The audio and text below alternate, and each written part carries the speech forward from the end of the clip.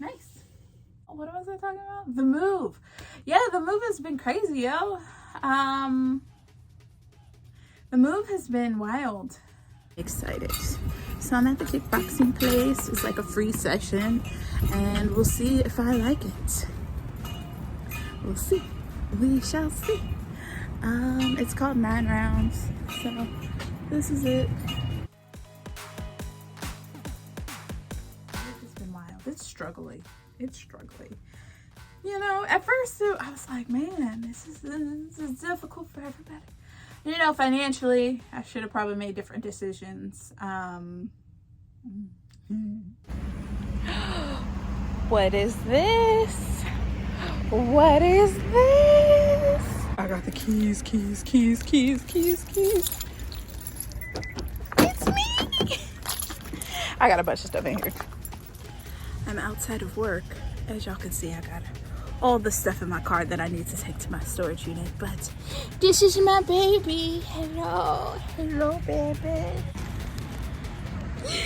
This is my car. Hold on, let me. Your girl, okay, she has boxes, but you know, we just moved. We have a new car. It's good.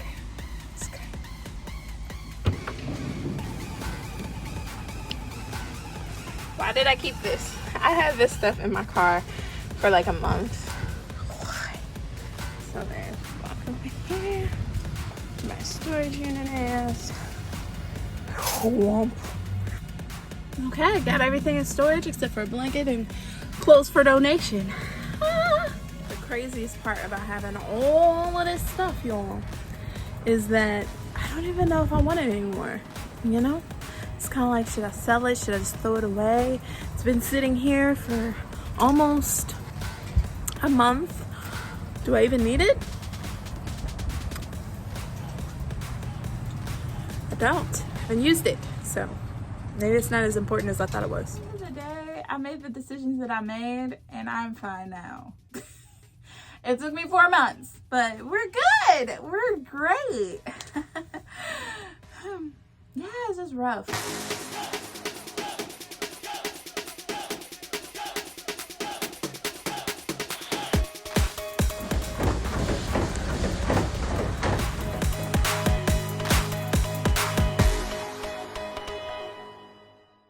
Like when you move to a new city and you don't have friends and you don't know anyone here, and you wonder why you moved from a big city to a much smaller city that everyone calls a town, and you're like, oh yeah, it's gonna be nice, it's gonna be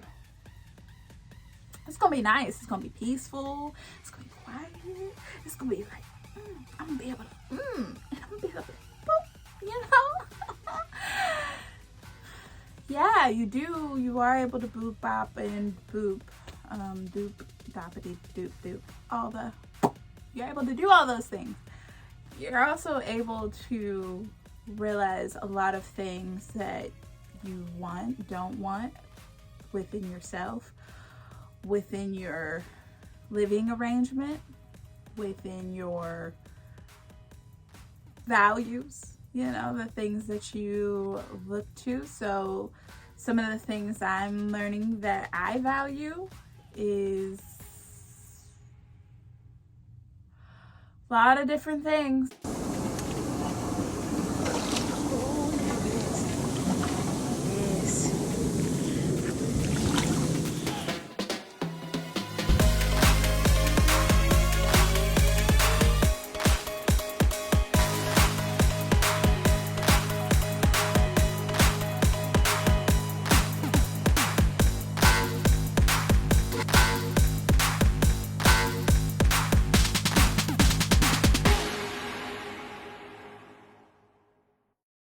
So I moved to a new city. I moved into a co-op after living in Airbnb for a week, and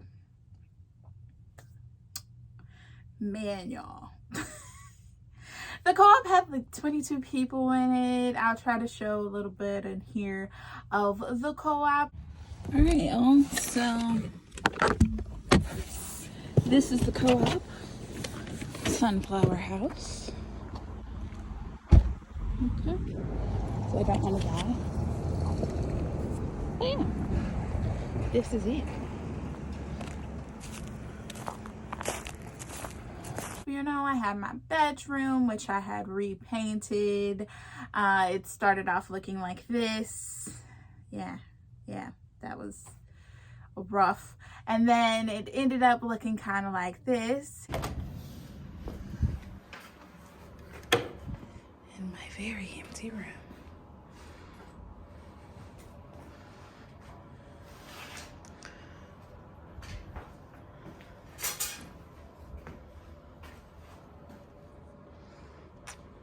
Yay. And then I moved my stuff in, which I can't show you because I've moved out of the co-op. I had to walk up the stairs every day to go to the bathroom.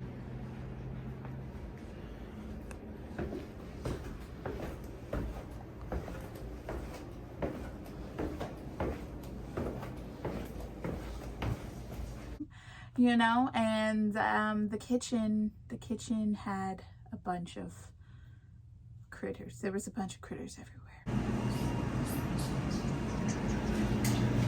Let's be honest, I lived in the basement. Yeah, it was just rough. A lot of baggage, you know, and sister girl moved out the hood, you know, not to move into a new kind of hood. But we figured it out. We got through it. Oh.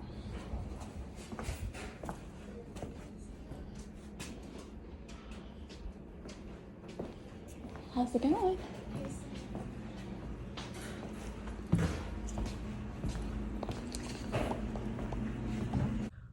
We couldn't stay though. The people were really great.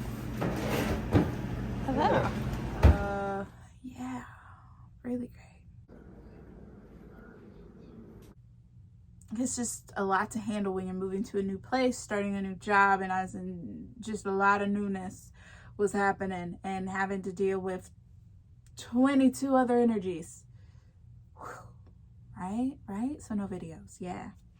What you kind of see in this video though is of like the times when I was trying, and a lot of times I wasn't in the co-op. Ironically, I'm thinking of that now. But yeah, so and now I've moved out. Well, I'm still in the process of moving, arranging my stuff and getting it all out of the storage unit. Yeah, and I feel so much better. And you know, I got my setup again. Oh, it feels great. I'm in my closet, which I love. It's like my office space / closet, because that's what closets do. What have I learned? So moving to a new city, I've learned that it was probably one of the best decisions I could have made. I bet you weren't expecting that, because you're like, wait, what? Yeah, it was one of the best decisions I could have made to leave St. Louis. You know, the reason I say this is because I was in my comfort zone. I was really in my comfort zone, and I was thriving in my comfort zone. And one thing about me is I love to travel. Y'all know this. Y'all see me traveling. Y'all see me all over. I had been in St. Louis for 6 years, okay? And then before that, before college, I had lived in St. Louis for 4 years. Longest place I lived anywhere, ever, anywhere. Except for Tennessee. They're tight now. Who are we? Really? Because we know who we are, but who are we? Really? This is how I feel. So imagine you're moving to a new place, right? And you're like, woo, I'm in this new place. I'm super excited. Yay. Okay. Then one thing doesn't go right, and you're like, whew, okay. That's a lot for me to carry. And then another thing doesn't go right, and you're like, oh, 2 things for me. I got 2 hands, 2 things for me to carry. Cool. Then I have school on top of that. Started the next day after I moved here. Juggling the things. And then other people will come along and give me their shit. So that's when you create a sanctuary. It could be your room. It could be your closet. It could be your safe place. I was hot. Wardrobe change. So anyway, I moved to a new city, right? And it's hard, it's lonely, it's hard to find friends, to know where you're supposed to find friends. It's a pandemic, you know, it's all of that. I'm in school, so I really don't have time to do all of those things. I'm not being creative as I would like to by making videos and sharing with y'all my fitness journey, all of that. So I was struggling. Your girl was struggling, and I'm still in that aspect of struggle. Everything's not perfect. I'll talk about that more here with y'all, but yeah, I don't know. I'm realizing a lot of things that I thought were maybe just because I was in St. Louis are actually fundamentals of my personality. So I also am a person who values a bigger city. I value having access to a bigger city, not necessarily living. Not necessarily living in a bigger city. I like having access to bigger cities. So me being able to drive to Kansas City while living here is really great, because that means, you know, you can go and do that and have fun and enjoy, and then come back and be quiet and like enjoy the peace and the trees and the nature and the big spiders. It's okay, we're learning. But you know, you gotta take that in, you know. But you could also bike ride and have people who are friendly and nice and neighborly. Boom, boom. I like that. I really do. I know people think I don't, but I do. I just like living extremely also close to really big cities that I can travel to. It's gonna take time though. It takes time to build to those places, to those things, to that dream, to that goal, to that lifestyle that you really want to be in. And I wanted to be thrust out of the lifestyle that I was in into something different, because I was living in downtown St. Louis, in the hub of everything, you know. I didn't have far to go. I didn't have a car. I just didn't, like, you know, and I could run to these different events and things, and I was living my life like that. And it was great. It was really great. I had a village of people who supported and loved me, and I'm like, yes. I was feeling a large amount of pressure to create, to produce, to have shows, to do those things, really in alignment with what I would like for my future. For me, I have some different priorities. You know, being a full-time poet wasn't the dream. Being a full-time poet just happened because I was trying to make it, you know, trying to do something while I felt like I was in this waiting room for my education, you know. And that doesn't mean I'm not a poet. I love to write. I love to perform. It's really great. I got my degree in theater, you know, so I love my one woman show and all of that. I really, really do. And it's really amazing. And I would love to continue that. However, your girl also had some very real goals that I wanted to achieve by getting my master's, and by, you know, traveling and doing some other things that aren't necessarily on the stage. Because when you're living an on the stage life, you have to kind of focus on different things. You have to focus on exercise because you gotta get your stamina up. You know, you have to focus on rehearsals, so you need studio space. You have to focus on going to performances because you have to book more gigs and networking in a very public way and doing all that. So your downtime is really spent investing into those things, and it's not really invested into maybe some other things that I need going on in the background. Like in the background, I need a career that I can rely on in practical moments when, like, there's a pandemic and you need an actual job that doesn't get shut down. And artistry, unfortunately, isn't one of those priorities that necessarily the world sees, which is sad, but very, very true. And how can I also achieve my goals of helping others and helping the world if I can get my financial stuff together? Because I'm not a savvy entrepreneur as of yet. You know, I'm still learning those entrepreneurial skills. I can't build those while building a public, very public performance business. Like, that does not work.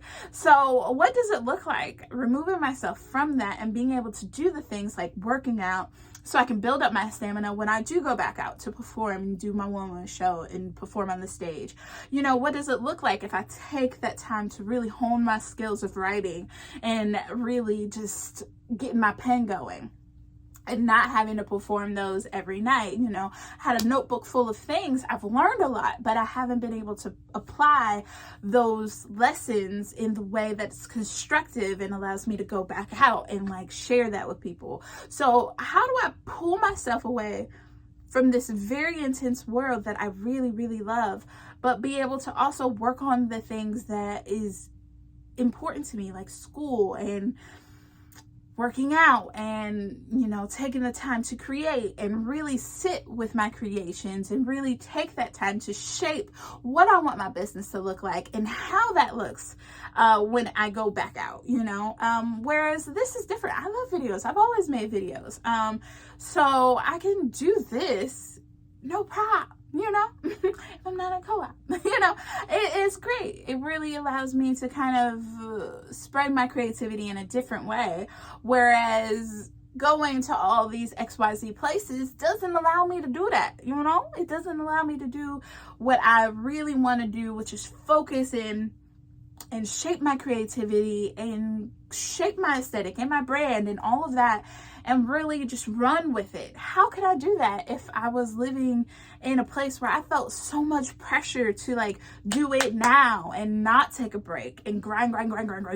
In this move, I've been able to really learn that it's going to take time to do all of those things, and that it's okay if I'm not the hottest thing out there, you know, because it's not my life, honestly. You know, I got other things going for me than just that.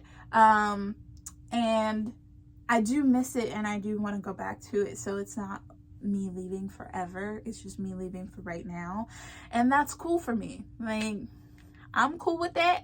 I got other things I need to work on, you know. I got money things I need to figure out. I got, you know, mental things I need to figure out. I got, like, you know, I've been dealing with my trauma and shit. And you can't, like, keep putting your trauma on in your work and then not dealing with the trauma that you're putting in your work. You gotta, like, deal with that, you know.